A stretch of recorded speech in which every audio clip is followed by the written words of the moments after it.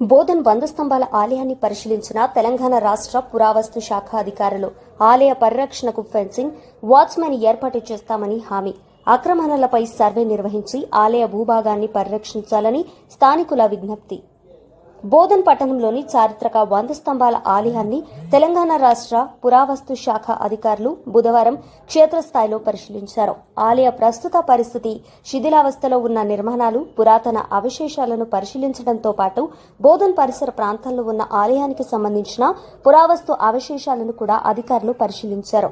రాష్ట్ర రక్షిత చారిత్రక కట్టడంగా ఉన్న ఈ ప్రదేశాన్ని, ఆలయానికి సంబంధించిన భూభాగాన్ని సమగ్రంగా సంరక్షించేందుకు అవసరమైన చర్యలు తీసుకుంటామని పురావస్తు శాఖ అధికారులు ఈ సందర్భంగా తెలిపారు.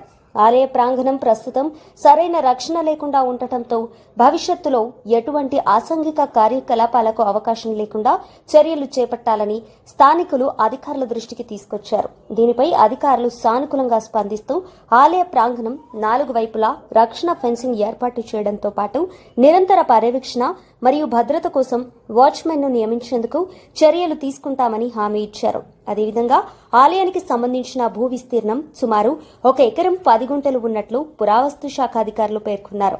అయితే ఆలయానికి సంబంధించిన అసలు భూభాగంలో ఏవైనా ఆక్రమణలు జరిగి ఉంటే సంబంధిత శాఖల సమన్వయంతో సమగ్ర సర్వే నిర్వహించి ఆలయానికి చెందిన పూర్తి భూభాగాన్ని గుర్తించి రక్షిత పరిధిలోకి తీసుకుని సంరక్షించాలని స్థానికులు కోరారు. ఈ అంశంపై కూడా అవసరమైన చర్యలు చేపట్టేందుకు అధికారులు సానుకూలంగా స్పందించారు. చారిత్రక ఆలయ నిర్మాణంతో పాటు బోధన్ పరిసర ప్రాంతాల్లో విస్తరించి ఉన్న పురాతన అవశేషాలను కూడా సంరక్షించాల్సిన అవసరాన్ని ఈ సందర్భంగా స్థానికులు అధికారుల దృష్టికి తీసుకొచ్చారు.